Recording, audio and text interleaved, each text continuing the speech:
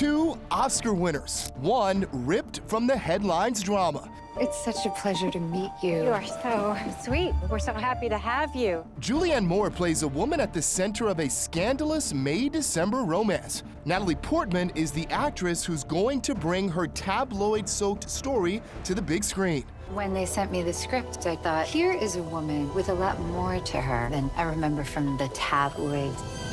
And now the film, in select theaters and on Netflix December 1st, is already generating its own buzz. People are talking about the Oscars. Do you pay attention to that stuff at this point? How do you process that? It's hard to not pay attention to it. It's yeah. like, listen, everybody loves praise, attention, but I think the most important thing is to enjoy your work and look at it all as a celebration of like what wonderful work there is, you know, in a given year.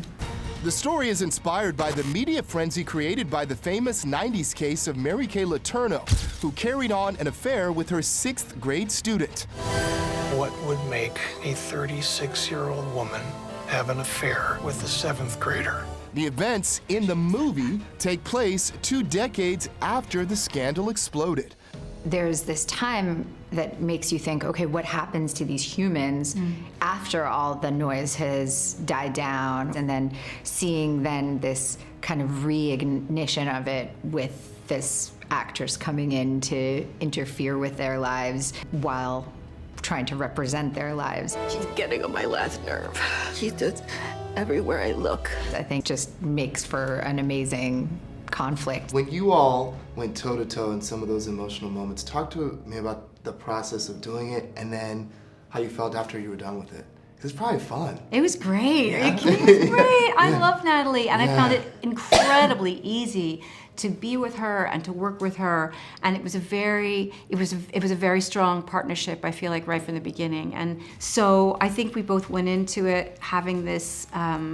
Having like a corridor of like play and communication. And so it was very easy to lean into these things that were dark and difficult and weird. Yeah, I think I love Julie so much, and it was so easy and so fun to just spend time and work together. And it's so fun too when you're working with someone as incredible as Julie, that like, you know, you can see like the minor variations, like when you do something there's like a shift, you know, that like you can push each other and you can like, you know, not mess with each other in a bad way, but like you can play within the scenes. I remember we were doing the cooking scene too, because it's like there's a line about, you know, be careful, because if you keep it on too long, you could ruin it.